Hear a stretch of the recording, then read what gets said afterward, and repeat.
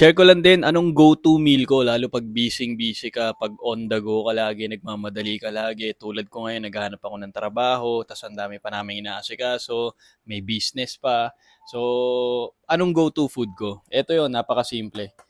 Pati yung for how many years, for the past few years, nung on the go ako lagi, eto lagi yon. Dalawang boiled egg, dalawang nilagang itlog, tsaka isang saging.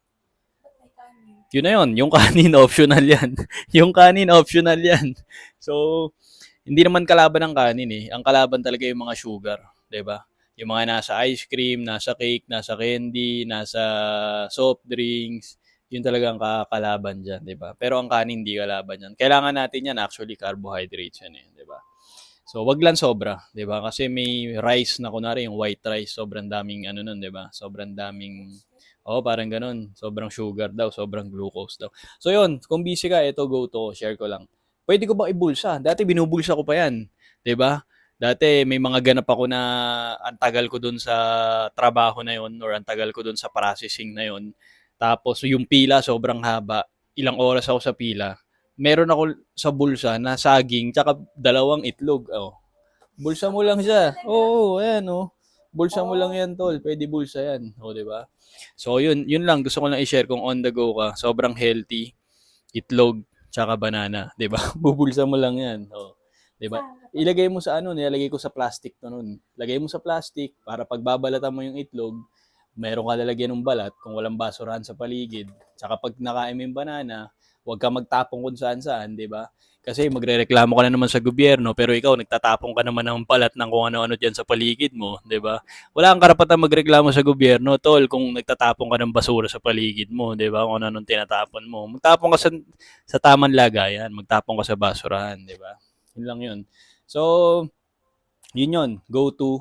Tapos suggestion ko na lang din, sige, pili tayo ng isang trabaho, delivery rider. Lagi ko napapansin sa mga delivery rider, nakatambay sa tindahan, bumili ng soft drinks. Umiinom sila ng soft drinks. Magkano soft drinks ngayon? 10 piso, 15, 'di ba? Sabihin natin 10 to 15 pesos, yung maliliit ngayon na ganyan. Ilang saging na 'yon, 'di ba? Sa palengke. Sa 7-Eleven medyo mahal o sa convenience store, pero ang saging sa palengke, ilang piraso na mabibili mo sa 15, sa 15 pesos, siguro dalawa, ganun, or tatlo, ewan ko.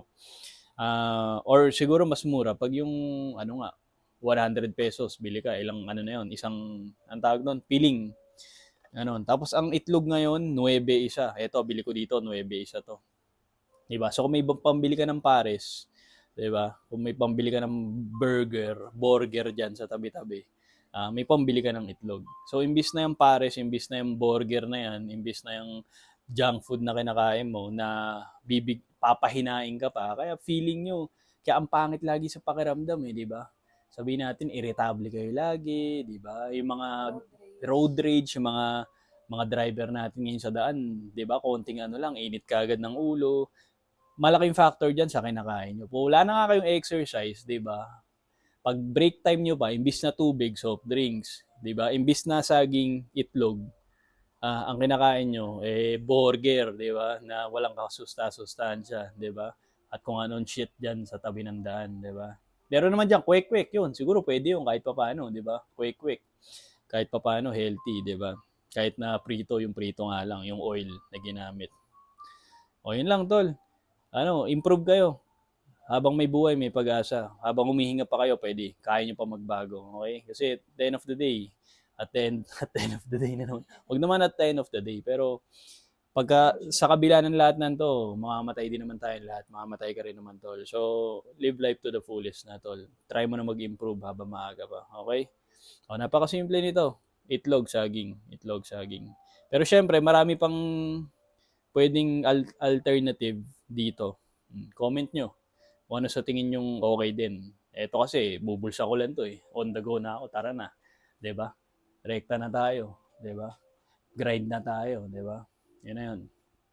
Okay? Ano man trip mo sa buhay, 100% trust lang kay God. Siyempre, number one yan sa sarili mo. Tsaka sa mga goals mo. To, let's go. 'Di ba?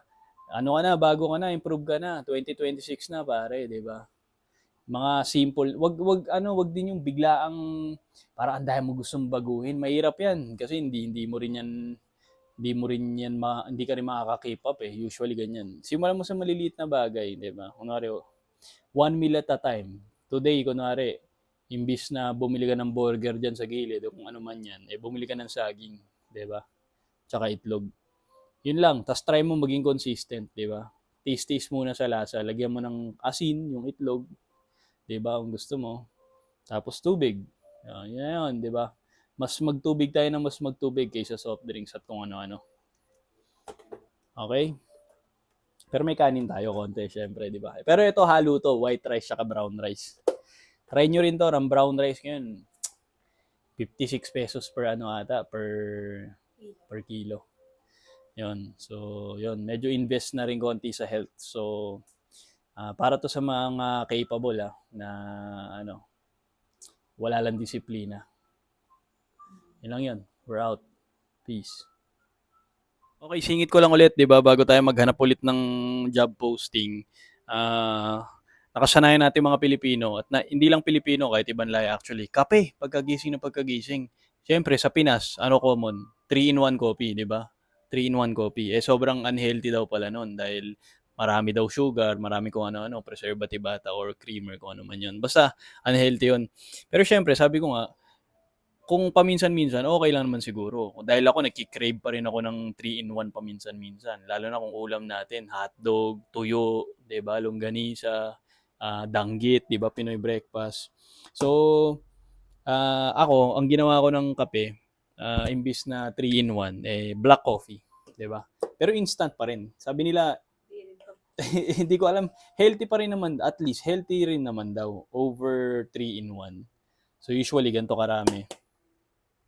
Black coffee na lang. Instant pa rin, pero at least hindi na siya ganun kasaklap, 'di ba? Tsaka sabi nila healthy naman daw, 'di ba, kahit papaano. Kahit na instant black coffee siya, 'di ba? Tsaka ito yung accessible lalo na dito sa Pilipinas, 'di ba? Turuan natin yung mga kababayan natin. Kung kaya ho instant black coffee. Tapos bili tayo ng cinnamon. Ako nilalagyan ko konting cinnamon, try nyo, baka magustuhan nyo. Dalawang ganyan, pak, yan. Cinnamon, dalawa.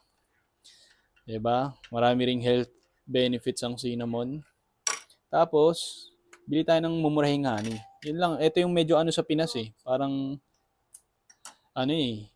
pag medyo mura yung honey, hindi natin alam kung legit. Pero pagka medyo, yung iba naman, sobrang mahal, sobrang mapresyo. So, parang hirap din, 'di ba?